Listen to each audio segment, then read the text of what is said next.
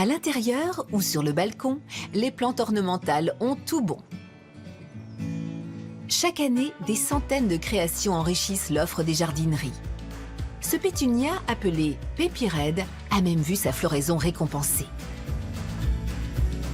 Mais comment obtenir une aussi jolie nouveauté? Cette entreprise horticole se trouve à Rheinberg, dans l'ouest de l'Allemagne.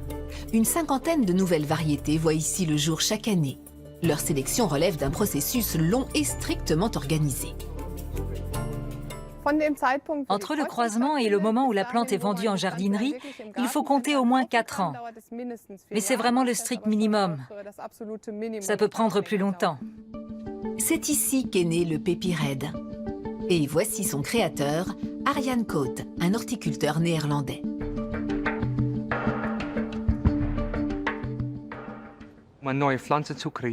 Pour obtenir une nouvelle plante, il faut déjà trouver les bons parents. C'est là tout le secret de la sélection. Quant à savoir ce que cela va donner, c'est un défi et une découverte passionnante. Retour en arrière, la conception de Pépi Red. Le mariage d'un pétunia blanc et d'un pétunia rouge. Mais Arjan Koot ne va pas se contenter d'une seule création. Il espère bien obtenir 5 nouvelles variétés. Pour cela, il procède à 300 croisements. Après fécondation, des capsules de semences se forment dans les corolles. Chacune contient une centaine de graines, toutes dotées de dispositions génétiques diverses, d'où l'aspect spécifique de chaque plante. Un an plus tard, fleurissent 100 000 variétés différentes de pétunia. Parmi elles, le Pépi Red. Il s'agit maintenant de désigner les plus belles. Une équipe de scientifiques et de commerciaux examine ces nouveautés à la loupe et en choisit environ 700.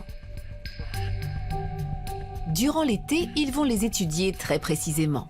50 seulement seront sélectionnés. 50 variétés que l'équipe va continuer d'observer une à une pendant 1 an encore. Ces plantes sont-elles suffisamment robustes? Peut-on se fier à leur floraison?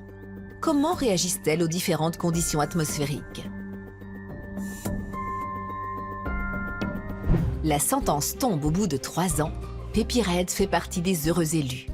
En compagnie de 4 autres nouveaux pétunias, il va partir à la conquête des jardins et des balcons.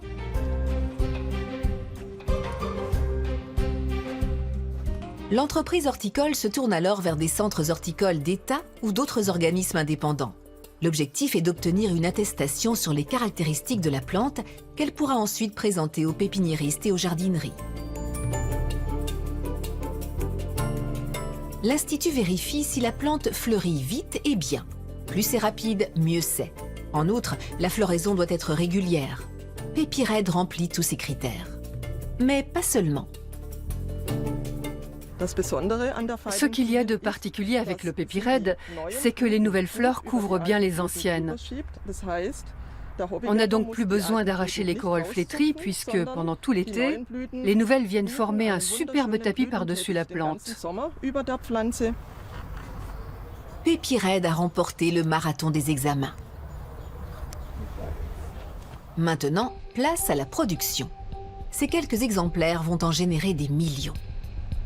On commence par obtenir des boutures à partir de jeunes germes cultivés en atmosphère stérile, ce qui donne lieu à des centaines de copies de la nouvelle culture. Signe particulier, elles sont dénuées d'agents pathogènes. C'est là un point très important, car ces boutures constituent le matériel de départ de tous les exemplaires à venir de Pépi Red.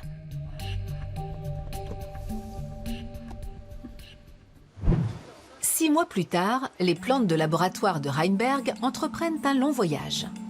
Durant les mois d'hiver, elles continueront leur croissance dans le sud de l'Europe ou en Israël et se reproduiront par des températures clémentes et régulières. Des millions de boutures seront envoyées partout dans le monde et certaines vont revenir à Rheinberg. En l'espace de 48 heures, les boutures sont plantées et n'ont plus qu'à prendre racine. 3 semaines après, les jeunes plants sont envoyés dans les jardineries pour devenir de superbes fleurs ornementales.